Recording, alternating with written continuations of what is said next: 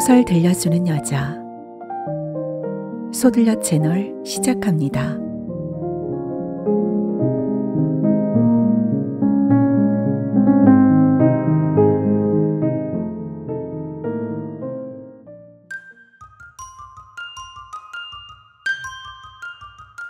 심장이 두 개인 큰 강.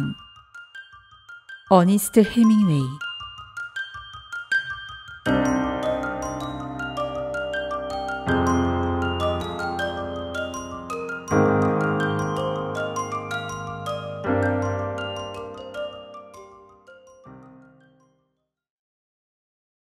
아침에 해가 뜨자 천막안이 더워지기 시작했다. 닉은 천막 입구에 친 모기장 밑을 기어나와 동트는 아침을 바라보았다. 기어나올 때 손에 닿은 풀이 이슬에 젖어 축축했다. 그는 바지와 신발을 손에 쥐고 있었다. 해는 언덕 위로 막 떠오르는 중이었다. 초원과 강과 늪이 보였다. 강 건너편 늪의 녹지에는 자작나무들이 서 있었다.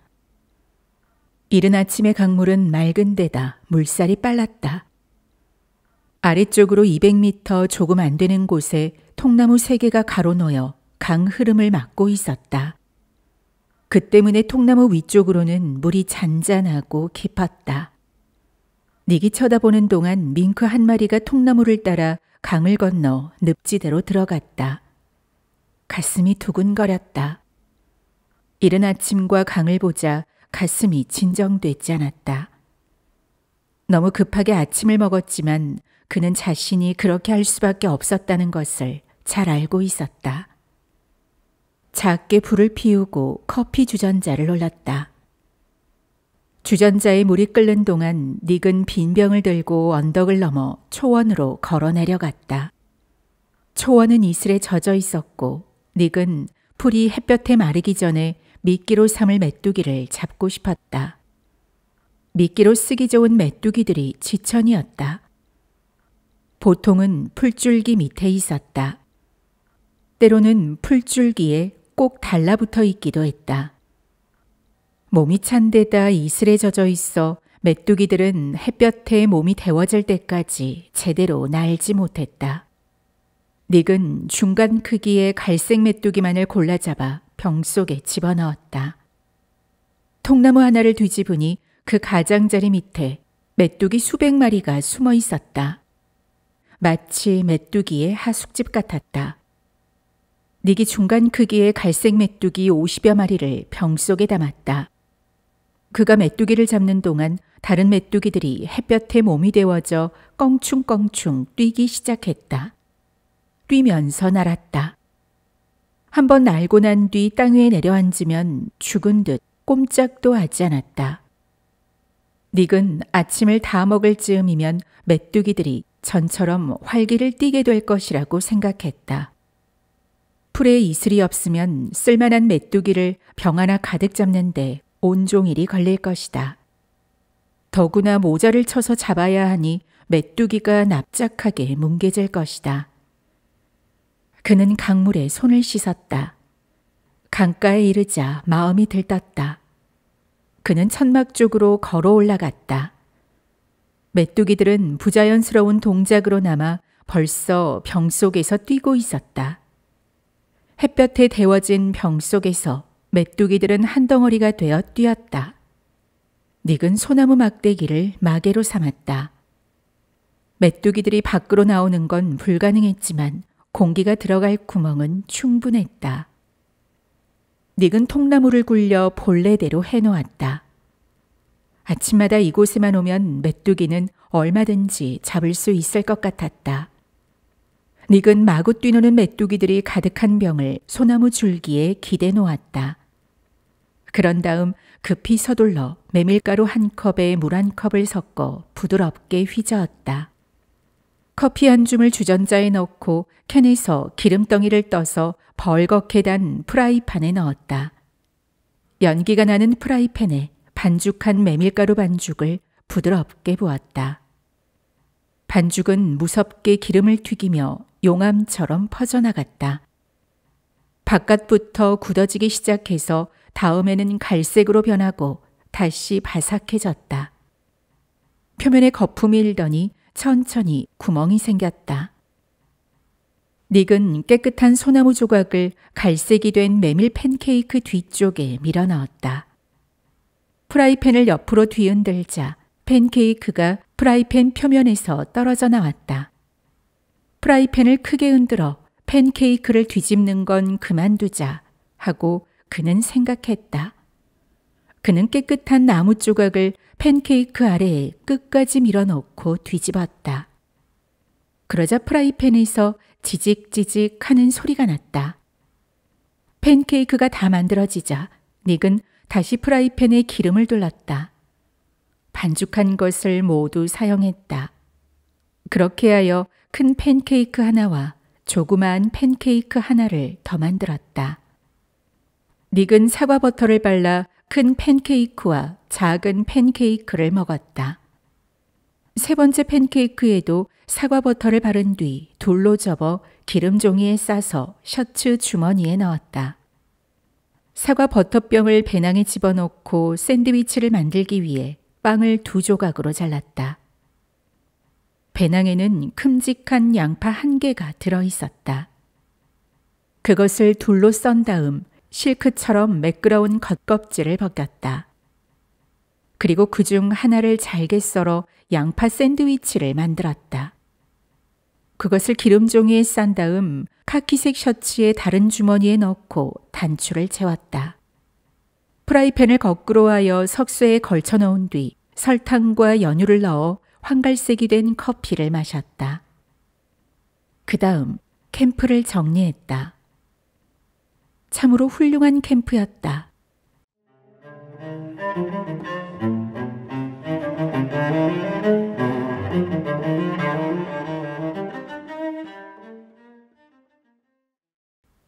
닉은 가죽 낚시 케이스에서 재물 낚싯대를 꺼내 이어 맞추었다.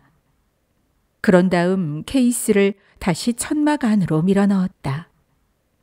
그는 얼레를 감고 낚시 목줄을 따라 낚싯줄을 끼워 넣었다.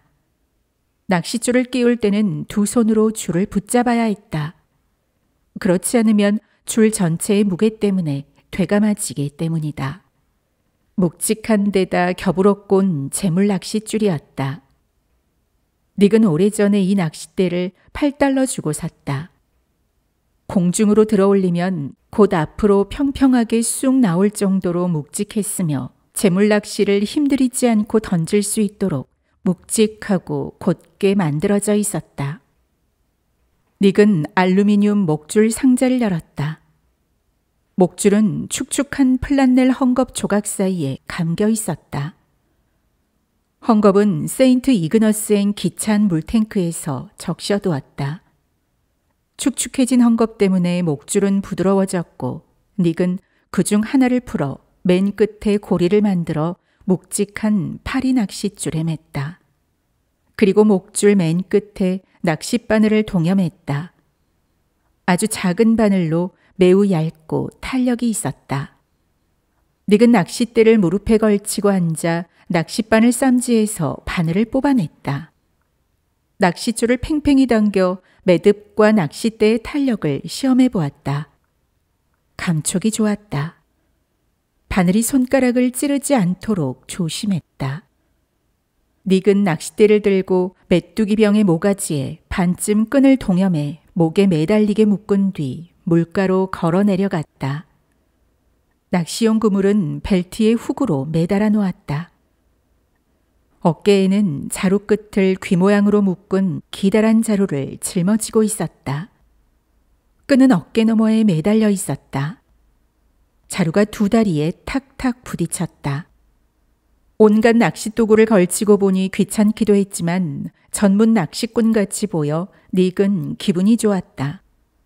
메뚜기 병이 가슴에 부딪혀 흔들거렸다. 셔츠의 가슴 주머니는 점심과 낚시 쌈지로 불룩했다. 닉은 물속에 발을 들여놓았다. 선뜩할 만큼 몹시 차가웠다. 구두발 밑으로 자갈이 느껴졌다.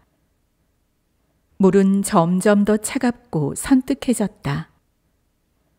앞으로 나아가자 물줄기가 다리에 부딪혀 소용돌이 쳤다.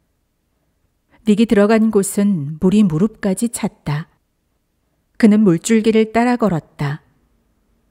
구두 밑에서 자갈이 미끄러웠다. 양쪽 다리 밑에 소용돌이 치는 물결을 내려다보고는 메뚜기를 꺼내려고 병을 거꾸로 들어 올렸다.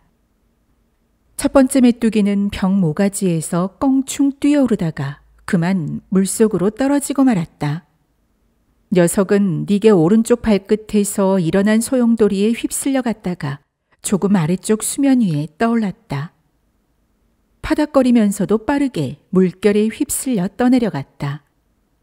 잔잔한 수면에 갑자기 둥근 원이 생기더니 메뚜기가 사라지고 말았다. 송호가 잡아먹은 것이다. 또 다른 메뚜기 한 마리가 병 모가지에서 빠끔 얼굴을 내밀었다. 더듬이가 흔들거렸다. 병에서 앞발을 드러내고는 뛸 준비를 하고 있었다. 닉은 메뚜기의 머리를 붙잡고 가느다란 낚싯바늘을 턱 밑으로 넣어 가슴팍에서부터 배 끝까지 꿰뚫었다. 메뚜기는 앞발로 바늘을 잡고 늘어진 채 담배찜 같은 액체를 내뿜었다. 닉은 메뚜기를 물속에 떨어뜨렸다. 닉은 오른손에 낚싯대를 쥐고 물속에서 메뚜기가 끄는 힘에 맞추어 낚싯줄을 내보냈다. 왼손으로 낚싯줄을 풀어 얼레에서 풀려가는 대로 내맡겼다. 잔물결 속에 메뚜기가 보였다. 그러다가 갑자기 시야에서 사라졌다. 낚싯줄이 당겨졌다. 닉은 팽팽히 당겨지는 줄을 잡아당겼다. 첫 번째 물고기가 걸린 것이었다. 이제 그는 살아 움직이는 듯한 낚싯대를 오른쪽으로 잡고 왼손으로는 낚싯줄을 끌어올렸다. 송어 한 마리가 물결을 거슬러 뛰어오르면서 낚싯대가 휘어졌다. 작은 송어라는 것을 알 수 있었다. 닉은 낚싯대를 공중으로 곧장 추어 올렸다. 당겨진 낚싯대는 활 모양으로 휘었다. 흐름을 따라 낚싯줄이 이리저리 움직이자 물속에서 송어가 대가리와 몸통을 꿈틀거리는 모습이 보였다. 닉은 왼손으로 낚싯줄을 잡고 물결에 맞서 지친 몸을 세게 부딪히는 송어를 수면 위로 끌어올렸다. 등에는 자갈 위로 흐르는 물처럼 맑은 빛깔의 반점이 있었고 옆구리는 햇빛을 받아 반짝이고 있었다. 닉은 낚싯대를 오른팔 밑에 끼우고 상체를 앞으로 굽혀 왼손을 물에 담갔다. 잠시도 가만히 있지 않는 송어를 왼손으로 꼭 붙들어 주둥이에서 낚싯바늘을 뽑아낸 뒤 물속으로 도로 던져버렸다. 송어는 물결 속에서 잠시 흔들흔들하더니 이내 밑바닥 돌 옆에서 멈췄다. 닉은 팔꿈치까지 잠기도록 팔을 물에 담그고 손을 뻗어 송어를 만져보았다. 돌 옆 자갈 위의 송어는 물줄기 속에서도 꼼짝 않고 가만히 있었다. 닉의 손가락이 매끄럽고 찬물 같은 송어의 감촉을 느끼는 순간 송어는 바닥의 흐름을 헤치고 어두운 그늘로 사라졌다. 괜찮아질 거야 하고 그는 생각했다. 녀석은 다만 지쳐 있을 뿐이야.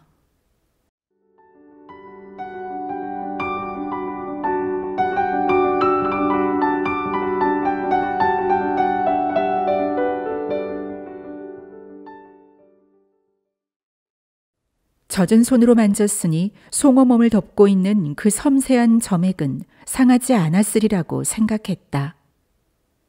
만일 마른 손으로 만졌다간 백색균이 점액이 없는 부분을 침범하게 된다.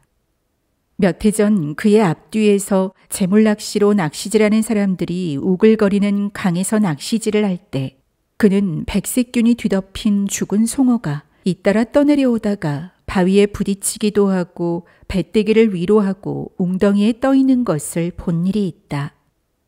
닉은 다른 낚시꾼이 있는 강에서 낚시질 하는 것이 싫었다. 일행이 아니면 다른 낚시꾼들은 낚시질을 망치기 때문이다. 닉은 무릎 위까지 물에 잠긴 채 물결을 가로지르는 통나무 말뚝 위쪽 얕은 곳을 45m쯤 지나 철벅거리며 내려갔다. 바늘에 미끼를 새로 달지 않고 손에 쥔 채 걸어갔다. 얕은 곳에서도 조그마한 송어는 잡을 수 있으리라고 확신했지만 그러고 싶지가 않았다. 하루 중 이맘때면 얕은 곳에는 큰 송어가 없었다. 이제 물은 넓적다리까지 올라올 정도로 갑자기 깊어졌다. 차가웠다. 앞쪽 통나무 위쪽에는 댐처럼 잔잔한 물이 고여 있었다. 물은 매끄럽고도 거무스름했다. 왼쪽에는 나지막한 초원이 펼쳐져 있었고 오른쪽에는 늪이 있었다. 닉은 물결을 거슬러 몸을 뒤로 젖힌 뒤 메뚜기 한 마리를 병에서 꺼냈다. 바늘에 메뚜기를 걸고 침을 뱉어 행운을 빌었다. 그런 다음 낚싯줄 몇 미터를 얼레에서 풀어 물살이 빠른 검은 물 위로 메뚜기를 내던졌다. 메뚜기는 통나무 쪽으로 떠내려갔지만 낚싯줄의 무게 때문에 그만 물속에 가라앉고 말았다. 닉은 왼손에 낚싯대를 쥐고 손가락 사이로 낚싯줄을 풀었다. 그때 낚싯줄이 길게 당겨졌다. 닉이 줄을 당기자 낚싯대는 살아있는 듯 팽팽해지면서 부러질 것처럼 반으로 휘었다. 무겁고 팽팽한 낚싯줄이 끊어질 것 같은 꾸준한 힘으로 끌리면서 물속에서 나왔다. 더 이상 당기면 낚싯줄이 끊어질 것 같은 느낌에 닉은 줄을 풀어주었다. 줄이 휙휙 소리를 내며 풀려나가자 얼레는 계속 돌면서 날카로운 소리를 냈다. 너무 빠르게 풀려나갔던 것이다. 그러나 줄은 갑자기 자꾸만 풀려나가고 줄이 풀려나가면서 얼레 소리가 점점 높아졌기 때문에 닉이 제어할 방법은 없었다. 얼레 심지가 드러나자 닉의 심장도 흥분으로 멈춰버릴 것 같았다. 넓적다리까지 올라온 얼음같이 찬 물결을 거슬러 몸을 뒤로 젖히면서 닉은 왼손으로 간신히 얼레를 막았다. 재물낚시의 얼레 속에 엄지손가락을 집어넣으니 어색한 느낌이 들었다. 줄을 잡아당기니 갑자기 팽팽해지면서 통나무 저쪽에서 큼직한 송어 한 마리가 물 위로 높이 솟아올랐다. 물고기가 뛰어오르자 닉은 낚싯대 끝을 내렸다. 팽팽한 힘을 줄이려고 낚싯대 끝을 내리자 당김이 너무 크고 단단하게 느껴졌다. 목줄이 끊어진 게 틀림없었다. 줄이 탄력을 잃고 팽팽해져 갈 때의 느낌이 틀릴 리가 없었다. 그러다가 줄이 축 늘어졌다. 입은 바싹바싹 타고 마음은 실망으로 가라앉았다. 닉은 얼레를 감았다. 지금껏 그렇게 큰 송어는 본 적이 없었다. 무게며 지탱할 수 없는 힘이며 그리고 뛰어오를 때의 크기가 대단했다. 송어는 연어만큼이나 큼직해 보였다. 닉의 손이 떨렸다. 천천히 낚싯줄을 감았다. 너무나 짜릿한 흥분이었다. 앉아서 쉬어야 할 정도로 속이 조금 메스꺼웠다. 목줄은 바늘을 묶은 지점에서 뚝 끊어져 있었다. 닉은 손에 줄을 감았다. 저 통나무 밑바닥 어디에 빛이 닿지 않는 저 아래쪽에 낚싯바늘을 턱 밑에 꽂은 채 자갈 위에 꼼짝 않고 있을 송어를 떠올렸다. 송어의 이빨이 낚시의 목줄을 뚫고 지나갔다는 걸 그는 잘 알고 있었다. 바늘은 결국 턱 속에 파묻히고 말 것이다. 송어는 틀림없이 화가 나 있을 것이다. 그 정도 크기라면 어떤 송어라도 화가 날 테지. 다른 물고기도 아니고 송어가 아닌가. 게다가 바늘에 단단히 걸려들었거든. 움직이기 전에도 놈은 바위처럼 묵직하게 느껴졌었다. 정말이지, 정말 대단히 큰 놈이었어. 정말 그렇게 큰 놈은 아직 본 적이 없어.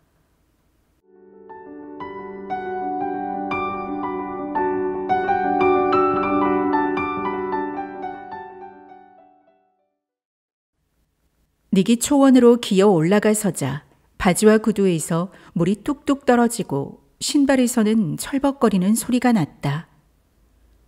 통나무 쪽으로 걸어가 그 위에 걸터 앉았다. 자신의 기분에 휩쓸리고 싶은 생각은 조금도 없었다.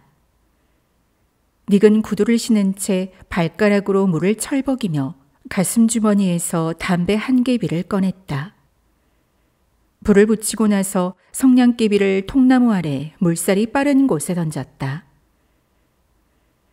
성냥개비가 급류에 빙빙 돌자 조그만 송어 한 마리가 그것을 노리고 뛰어올랐다. 닉은 소리내어 웃었다. 그는 담배를 다 피우기로 마음먹었다. 닉은 통나무 위에 앉아 담배를 피우면서 따뜻한 햇살을 등에 받으며 몸을 말렸다. 앞쪽의 얕은 강줄기는 숲속으로 구부러져 들어갔고 얕은 여울은 햇빛에 반짝였으며 흐름에 씻겨 매끈해진 바위가 있었고 강둑을 따라서는 삽목과 하얀 자작나무들이 서 있었다. 그가 앉아있는 통나무는 햇볕을 받아 따스했으며 껍질이 벗겨져 있어서 앉기에 매끄러웠고 손에 닿으면 회색이 묻어났다. 실망감이 조금씩 잦아들었다. 전율로 두 어깨의 통증을 느낀 뒤에 갑자기 찾아온 실망감은 이제 천천히 사라지고 있었다. 이제는 아무렇지도 않았다. 통나무 위에 낚싯대를 걸쳐놓은 채 닉은 낚싯줄을 힘껏 당겨 단단히 매듭을 지어 목줄에 바늘을 묶었다. 닉은 미끼를 달고 낚싯대를 들고는 통나무들이 있는 끄트머리까지 걸어가 수심이 별로 깊지 않은 물속으로 들어갔다. 통나무 밑과 그 건너편에는 깊은 웅덩이가 있었다. 닉은 늪 근처 선반 모양의 얕은 지층을 돌아 마침내 얕은 강바닥으로 나아갔다. 초원이 끝나고 숲이 시작하는 왼쪽에는 큼직한 느릅나무 한 그루가 뿌리채 뽑혔다. 폭풍에 쓰러져 숲속으로 넘어졌는데 나무 뿌리에 흙이 덮여 풀이 자라면서 강 옆에 단단한 둑을 잃었다. 강물은 뿌리채 뽑힌 나무 가장자리를 꿰뚫고 지나갔다. 닉이 서 있는 곳에서 물살이 흐르면서 생긴 얕은 강바닥에 바퀴 자국 같은 깊은 수로가 난 것이 보였다. 그가 선 곳에는 조약돌이 많았으며 그 건너편에는 조약돌과 옥석이 많이 깔려 있었다. 나무 뿌리 근처 강물이 굽이굽이 돌고 있는 곳에는 강바닥이 이회질로 되어 있었고 깊은 수로와 수로 사이에는 녹색 수초가 물결에 너울거렸다. 닉이 낚싯대를 어깨 위에서 흔들어 앞으로 내던지자 줄이 둥그런 원을 그리며 앞으로 날면서 메뚜기가 수초가 우거진 깊은 수로 위로 떨어졌다. 송어 한 마리가 달려들었고 닉은 그놈을 낚았다. 뿌리 뽑힌 나무 쪽으로 낚싯대를 쑥 내밀고 물을 튕기며 뒤로 물러서면서 닉은 마치 살아있는 것 같은 낚싯대를 휘어잡고는 위험한 수초에서 넓은 강 쪽으로 달아나는 송어를 잡아 올리려고 했다. 낚싯대를 꼭 붙잡고 물줄기를 거슬러 움직이면서 송어를 강 위로 끌어올렸다. 송어는 필사적으로 도망치려고 했지만 점점 가까이 당겨졌다. 송어가 돌진할 때마다 낚싯대가 휘어지며 때로는 갑자기 물속에 가라앉기도 했지만 송어를 당기고 있는 것만은 확실했다. 닉은 달아나려는 송어를 강 아래쪽으로 늦추어 주었다. 그러다가 낚싯대를 머리 위로 추어 올려 도망치려는 송어를 그물 위로 유도한 뒤 들어 올렸다. 송어가 그물에 무겁게 걸렸다. 얼룩얼룩한 등과 은빛 옆구리가 그물눈 사이로 보였다. 닉은 낚싯바늘을 뽑았다. 잡아주기에 좋을 만큼 묵직한 옆구리, 아래턱을 쑥 내민 주둥이를 지닌 송어였다. 닉은 어깨에 맨 채 물속에 들이우고 있는 자루에 미끄러져 나갈 듯 꿈틀거리는 송어를 집어넣었다. 닉이 흐르는 물에 대고 자루의 아가리를 열자 그 속에 물이 가득 차면서 묵직해졌다.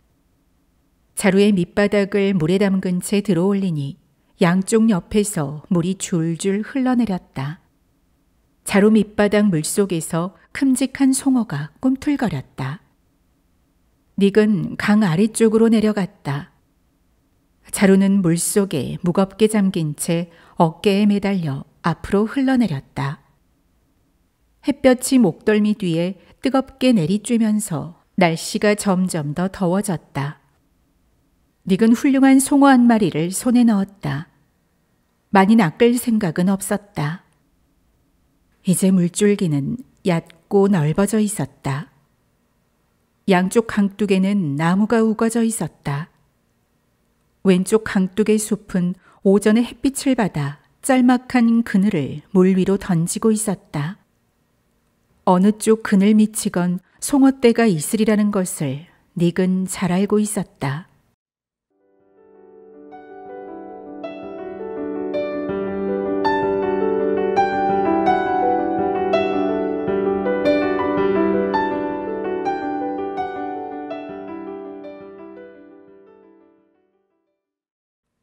오후가 되어 해가 언덕 너머로 지면 송어떼는 반대쪽 서늘한 그늘로 옮겨갈 것이다. 가장 큰 놈들은 강둑 가까이에 바짝 붙어 있을 것이다.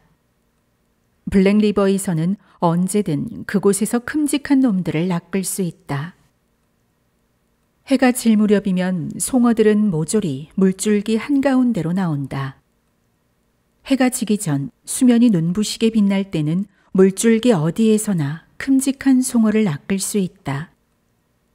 수면이 저녁 해를 받아 거울처럼 눈부시게 반짝일 때는 낚시질이 거의 불가능했다. 물론 상류에서는 가능했지만 블랙리버나 이곳 같은 물줄기에서는 흐름을 거슬러 깊은 곳을 건너가야 하기 때문에 물을 뒤집어 쓰게 된다. 이처럼 물이 많은 곳에서는 상류에서의 낚시질이 별로 재미없었다. 닉은 깊은 구멍을 찾아 강둑을 주의 깊게 살피면서 얕은 곳을 따라 내려갔다. 강가에서 자라는 너도밤나무 한 그루가 가지를 물 위로 늘어뜨리고 있었다. 나뭇잎 아래로는 물줄기가 소용돌이치고 있었다. 송어는 언제나 그런 곳에 있었다. 닉은 그런 구멍에서 고기를 낚을 생각이 없었다. 낚싯바늘이 나뭇가지에 걸릴 게 뻔했기 때문이다. 물은 상당히 깊은 듯 했다. 메뚜기를 떨어뜨리자 나뭇가지가 걸린 곳 아래에서 물줄기가 삼켜버렸다. 낚싯줄이 당겨졌고 닉은 잡아당겼다. 송어가 물 위로 반쯤 몸통을 드러내더니 나뭇잎과 나뭇가지 사이에서 거세게 몸부림쳤다. 낚싯줄이 걸렸다. 닉이 힘껏 잡아당기자 송어는 빠져나갔다. 그는 얼레를 감아 올려 바늘을 손에 들고 물줄기를 따라 강 아래쪽으로 내려갔다. 앞쪽으로 왼쪽 강둑 가까운 곳에 큼직한 통나무 하나가 있었다. 닉이 보기엔 속이 텅 빈 것 같았다. 물줄기가 거슬러 올라 그 속으로 들어가서 통나무 양쪽으로 잔물결이 퍼져나갔다.